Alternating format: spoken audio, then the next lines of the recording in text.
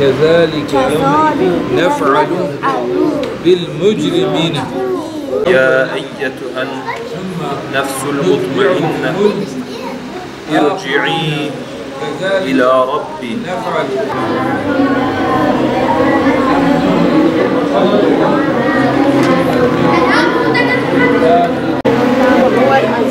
وهو العلي العظيم. Şimdi arkadaşlar oruç tutuyoruz. Bugünkü dersimizin konusu oruç. Tamam mı? Oruç nedir? Oruç hangi ayda tutulur? Tamam mı? Siz dinleyeceksiniz beni şu an. Durmamız için Allah-u Teala bize verdiği bir farz ibadettir. Tamam mı?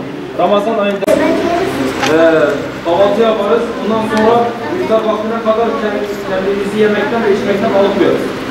olarak bu ayda orucumuzu tutar, bol bol Kur'an okuruz. Kur'an'ı anlamaya ve ezberlemeye gayret ederiz.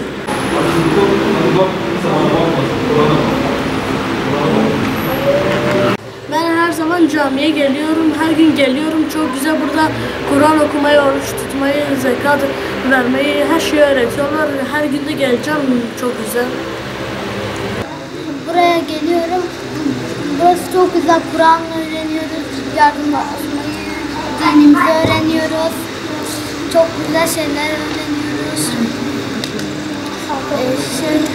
Arkadaşlarımla paylaşıyoruz. Dinimi öğrenmek için geliyorum, hafız olmak için geliyorum ben. Çok güzel bir yer.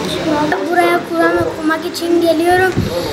Dinimi öğrenmek için, arkadaşlarımla kaynaşmak için, arkadaşlarımızla eğleniyoruz. Hafız olmak istiyorum. Burası çok güzel. Okul bittiğinden beri camiye geliyorum. Bu cami çok güzel. Bütün arkadaşlarımı seviyorum.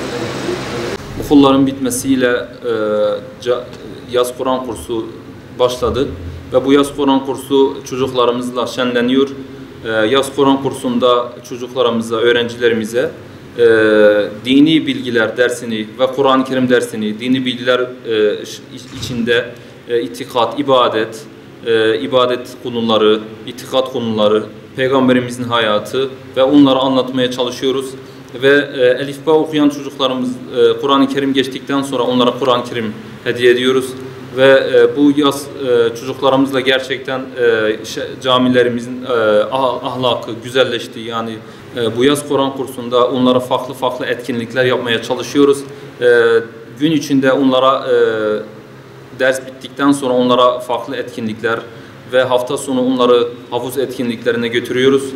Ve bunun için bu camilerimiz gerçekten yaz Kur'an kursu bittikten sonra bu etkinliklerimiz devam edecektir.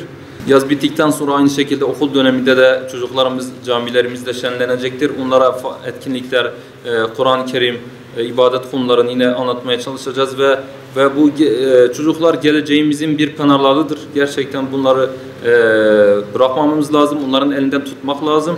Onların elinden ne kadar tutarsak geleceğimizin geleceği o kadar güzelleşir.